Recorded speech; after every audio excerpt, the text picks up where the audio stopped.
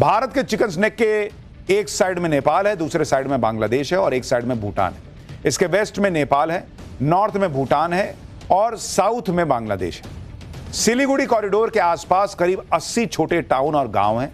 इसका कुछ हिस्सा बिहार के किशनगंज में भी आता है और कुछ हिस्सा पश्चिम बंगाल के दार्जिलिंग, उत्तरी दिनाजपुर, जलपाईगुड़ी, अलीपुर द्वार और कूच बिहार में आता है। कि हिंदू हेट की पराकाष्ठा लिखी जा रही है, उसे प्रधानमंत्री नरेंद्र मोदी दिल्ली में बैठकर देख रहे हैं, बाकायदा स्टडी भी कर रहे हैं। मोदी भले ही आधिकारिक रूप से बयान नहीं दे रहे, मगर इग्नोर भी नहीं कर रहे। भारत ने बांग्लादेश के उच्चायुक्त रियाज हमीदुल्लाह को एक हफ्ते में 2 बार तलब किया। भारत विदेश मंत्रालय ने बांग्लादेश में अल्पसंख्यकों पर हो रहे हमले पर चिंता जताई और उस फेक नैरेटिव को खारिज कर दिया जिसमें हादी के हत्यारे के भारत भागने की बात कही गई थी। प्रधानमंत्री नरेंद्र मोदी ने इसी बीच असम से नॉर्थ ईस्ट के विकास का मुद्दा उठाकर बांग्लादेश को बड़ा संदेश दिया। आज असम और पूरा नॉर्थ ईस्ट भारत के विकास का नया प्रवेश द्वार बन रहा है। मल्टी मॉडल कनेक्टिविटी के संकल्प ने इस क्षेत्र की दिशा और इसकी दशा दोनों बदली है। असम में नए पुल बनाने की रफ्तार, नए मोबाइल टावर लगाने की स्पीड, विकास के हर काम की गति सपनों को हकीकत में बदल रही है। ब्रह्मपुत्र पर बने पुलों ने असम की कनेक्टिविटी को नई मजबूती और नया आत्मविश्वास दिया है। आजादी के बाद के 6-7 दशक में यहां केवल 3 बड़े पुल बन पाए थे, लेकिन पिछले 1 दशक में 4 नए मेगा ब्रिज पूरे किए गए हैं। इनके अलावा कई ऐतिहासिक परियोजनाएं आकार ले रही हैं। प्रधानमंत्री नरेंद्र मोदी के जरिए नॉर्थ ईस्ट को भारत के विकास का नया प्रवेश द्वार बताना यह कोई नया नहीं है, लेकिन टाइमिंग बहुत अहम है। याद कीजिए, असीम मुनीर के बाद पाकिस्तान के दूसरे नंबर के आर्मी जनरल कहे जाने वाले साहिर शमशाद मिर्जा जब बांग्लादेश की अंतरिम सरकार की मुखिया मोहम्मद यूनुस से मिलने पहुंचे तो उन्हें एक किताब गिफ्ट के तौर पर मिली थी। इस किताब के कवर पर जो नक्शा छापा गया था उसमें भारत के पूर्वोत्तर राज्यों को बांग्लादेश का हिस्सा दिखाया गया और यह इसलिए भी ज्यादा चर्चा में रहा क्योंकि पाकिस्तान के इंटेलिजेंस और टॉप लीडरशिप के लिए असीम मुनीर ने ढाका कैंप में शिफ्टिंग के कई दौर चलाए। 1971 के बाद नवंबर 2024 में पहली बार पाकिस्तानी कार्गो जहाज चटगांव बंदरगाह पहुंचा था। फरवरी 2025 में पाकिस्तान से 50,000 टन चावल की खेप बांग्लादेश भेजी गई। ये कई सालों बाद पहली बार इन 2 मुल्कों के बीच सीधे व्यापार शुरू करने की पहल थी। अप्रैल महीने में दोनों देशों के विदेश सचिव ने ढाका में मुलाकात की थी। अगस्त 2025 में पाकिस्तान के विदेश मंत्री इशहाक डार ढाका गए। 13 साल बाद किसी पाकिस्तानी विदेश मंत्री का यह बांग्लादेश दौरा था। 21 अगस्त को पाकिस्तान के मंत्री कमाल खान ने बांग्लादेश में 4 दिन बिताए। सितंबर 2025 में मोहम्मद यूनुस और इशहाक डार के बीच न्यूयॉर्क में बातचीत हुई। इस दौरान डिप्लोमेटिक चैनल एक्टिव किए गए। अक्टूबर 2025 में पाकिस्तानी आर्मी जनरल साहिर शमशाद मिर्जा ने बांग्लादेश जाकर डिफेंस और सिक्योरिटी कोऑपरेशन पर बातचीत की। अक्टूबर में ही पाकिस्तान सरकार के 2 मंत्री अहद खान चीमा और अली परवेज मलिक बांग्लादेश की राजधानी गए। अक्टूबर 2025 में दोनों देशों ने सैन्य सहयोग बढ़ाने, ट्रेनिंग एक्सचेंज और मिलिट्री टू मिलिट्री इंटरेक्शन बढ़ाने पर सहमति जताई। कि प्रधानमंत्री शहबाज शरीफ बांग्लादेशी सरकार के मोहम्मद यूनुस से बीते 1 साल में 2 बार मुलाकात कर चुके हैं। मुनीर की थ्योरी है कि हिंदुस्तान के खिलाफ अपनी आवाम को भड़काओ, हिंदू भावना के विरोध में मुस्लिम देशों को उकसाओ और अपना उल्लू सीधा करते रहो, जबकि नरेंद्र मोदी का राष्ट्र सर्वोपरि वाला भाव इस दांव पर भारी पड़ रहा है। कई इस्लामिक मुल्क ऐसे हैं जो भारत के साथ खड़े हैं। मिस्र और अल्जीरिया जैसे अफ्रीकी देशों ने आतंकवाद के खिलाफ लड़ाई में भारत का समर्थन किया है।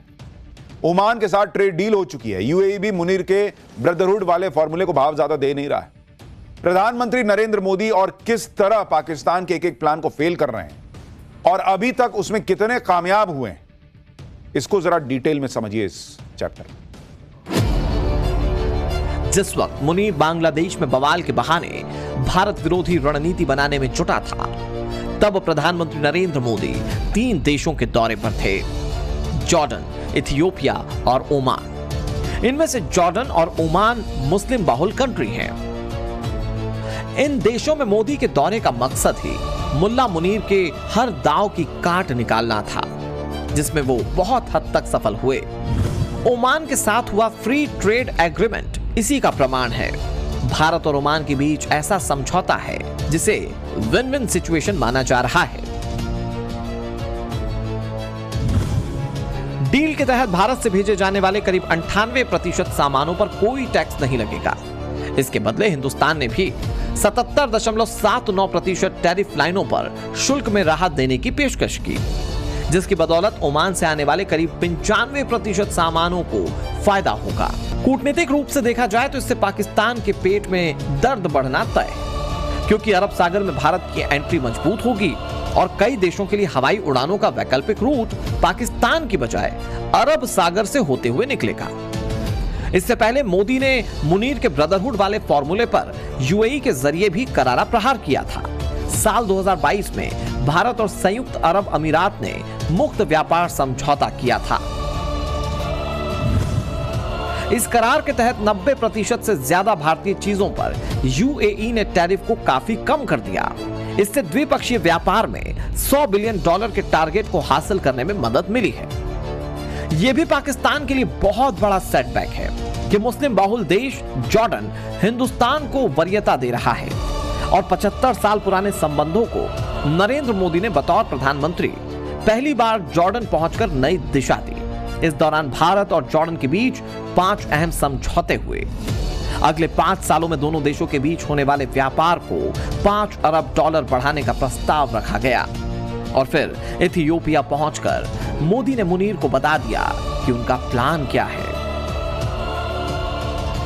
पहलगाम आतंकी हमले पर आपकी संवेदनाओं और आतंकवाद के विरुद्ध हमारी लड़ाई में आपके समर्थन के लिए आपका बहुत बहुत आभार।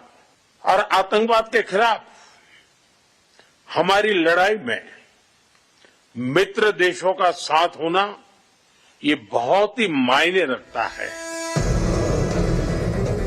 मोदी जानते हैं कि अपने दुश्मनों को जवाब कैसे देना है। कूटनीति के मंच से लेकर स्ट्रेटेजिक रूप से मोदी का चला गया हर कदम मुनीर के खोखलेपन की हवा निकालने वाला है। लीबिया में मुस्लिम ब्रदरहुड पर फर्जी ज्ञान बांटने वाले मुनीर की नींद इसलिए भी उड़ी हुई है क्योंकि सबसे बड़े मुस्लिम देश इंडोनेशिया ने टेस्टेड ब्रह्मोस मिसाइल की खरीद पर मुहर लगाने का मन बना लिया है। जिस ब्रह्मोस ने पाकिस्तान को ऑपरेशन सिंदूर में पानी पिला दिया था और मुनीर आर्मी को लंगड़ा कर दिया था, उस ब्रह्मोस को खरीदने के बिल्कुल करीब है इंडोनेशिया। इस ऐतिहासिक रक्षा सौदे के लिए ज्यादातर शर्तों पर आपसी सहमति बन चुकी है। रिपोर्ट्स ये भी सामने आ रही हैं कि इंडोनेशिया इस मिसाइल को दक्षिण चीन सागर में अपने युद्धपोत पर तैनात करना चाहता है, जो कि साफ तौर पर चीन के लिए एक संदेश है। और शायद यही वजह है कि ऐसे तमाम पॉइंट्स पर डीप रिसर्च करके बांग्लादेश खुलकर भारत से दुश्मनी नहीं ले रहा है। उसने भारत से 50,000 टन चावल खरीदने का फैसला किया। राजनीतिक तलखियों के परे इस डिसीजन से बांग्लादेश को 18 करोड़ रुपए का आर्थिक फायदा मिल रहा है। मैंने आपको पहले ही बताया था कि आसिम मुनीर जो कुछ कर रहा है या पाकिस्तान की अप्रोच देखकर बांग्लादेश में जो कुछ हो रहा है उसे मोदी बिल्कुल इग्नोर नहीं करेंगे। ऐसा क्यों? इसके लिए आपको प्रधानमंत्री मोदी के पिछले 7 महीने के बयानों पर गौर करना चाहिए। वो लगभग हर छठे भाषण में ऑपरेशन सिंदूर का जिक्र करते हैं। रक्षा मंत्री Rajnath Singh, CDS Anil Chauhan, army chief, air force chief या फिर और भी दूसरे बड़े अधिकारी सब एक पेज पर दिखते हैं इस मामले को लेकर। सबके सब ऑपरेशन सिंदूर पार्ट 2 के जरिए पाकिस्तान को सख्त चेतावनी दे रहे हैं। और यह जरूरी भी है क्योंकि मुनीर के खौफ में रहने का मतलब है बांग्लादेश को संदेश पहुंचाना। बॉस, अगर इस बार पाकिस्तान की शय पर बांग्लादेश ज्यादा उछला तो हाल बहुत बुरा हो सकता है। वैसे भी बांग्लादेश से आने वाले घुसपैठियों को मोदी देश से पहले ही बाहर निकालने का संकल्प खुले तौर पर ले चुके हैं। बॉर्डर कोई भी हो, नरेंद्र मोदी को यह कतई मंजूर नहीं कि भारत की अस्मिता खतरे में पड़े। असीम मुनीर को लेकर नरेंद्र मोदी के मन में किसी तरह का इफ एंड बट या डाउट नहीं है, लेकिन सवाल है कि भारत 3.5 मोर्चों के चैलेंज के लिए क्या पूरी तरह से तैयार है? इसका सॉल्यूशन क्या मोदी के पास है, उसकी एबीसीडी भी समझाएंगे। लेकिन पहले सीडीएस अनिल चौहान को सुनिए, जो नए तरह के सीमा विवाद को लेकर आगाह कर रहे हैं, साथ ही उससे बचने का तरीका भी बता रहे हैं। हर समस्या का समाधान होता है और समाधान का जरिया भी उसी में छिपा होता है, बशर्ते बिना परेशान हुए उसका अवलोकन किया जाए। मोदी के पास भी ऐसा ही फॉर्मूला है बॉर्डर को लेकर। बर्फबारी के दिनों को पाकिस्तान घुसपैठ के लिए बेहद मुफीद मानता था। अतीत में ऐसी कई कोशिशों के जरिए हिंदुस्तान के अमन में खलल डालने का प्रयास भी किया गया, मगर आज की तारीख में मुनीर को यकीन हो चला है कि अब यह संभव नहीं हो सकेगा, क्योंकि मोदी के पास बर्फ में आग लगाने का मादा है। यानी बॉर्डर पर सफेद चादर की आड़ में घुसपैठ की गुस्ताखी अब मुमकिन नहीं। इस समय मैं मौजूद हूं सांबा इलाके में, अंतर्राष्ट्रीय सीमा के ग्रामीण इलाके में मौजूद हूं। लगातार इस तरीके के इनपुट्स आ रहे हैं कि आतंकी टनल के जरिए घुसपैठ करने के प्रयास में है। ऐसे में सुरक्षा बलों की तरफ से किस तरीके से एंटी टनल सर्च ऑपरेशन चलाया जा रहा है, मैं आपको तस्वीरों में दिखाने की कोशिश करूंगा। जम्मू कश्मीर पुलिस के स्पेशल ऑपरेशन ग्रुप के जवान किस तरीके से बॉर्डर से सटे हुए इलाकों में सर्च ऑपरेशन चला रहे हैं, ये तस्वीरों में आप साफ तौर पे देख सकते हैं।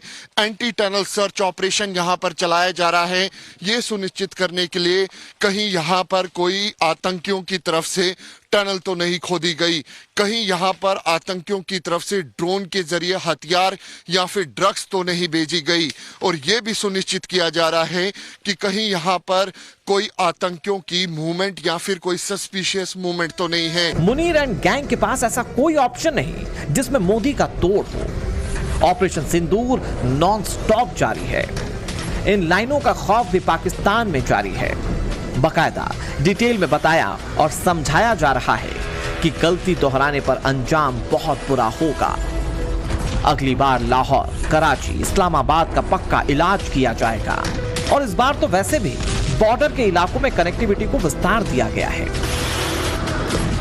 वैसे करने को तो हम बहुत कुछ कर सकते थे, लेकिन हमारी सेनाओं ने पराक्रम के साथ साथ धैर्य का भी परिचय देते हुए उतना ही किया जितना की आवश्यक था। इतना बड़ा ऑपरेशन इसलिए संभव हो पाया क्योंकि हमारी कनेक्टिविटी स्ट्रांग थी। हमारी आर्म्ड फोर्सेस के पास सही समय पर लॉजिस्टिक्स को पहुंचाया जा सका। मुनीर को भय है मोदी का, और ऑपरेशन सिंदूर का ट्रेलर देखने के बाद भी मोहम्मद यूनुस बांग्लादेश का असीम मुनीर बनना चाहता है। सवाल है कि भारत के दोनों पड़ोसी मुल्कों में मजहब के आधार पर जो उन्माद फैलाया जा रहा है, क्या उसे रोका जा सकेगा? क्या मुनीर और यूनुस की ट्यूनिंग को मोदी कंट्रोल कर पाएंगे? तो फिर उसका जवाब वो कई बार दे चुके हैं कि हम छेड़ते नहीं हैं, लेकिन किसी ने अगर छेड़ा तो हम उसे छोड़ते भी नहीं है। Bureau report, times now, Navbharat. पाठशाला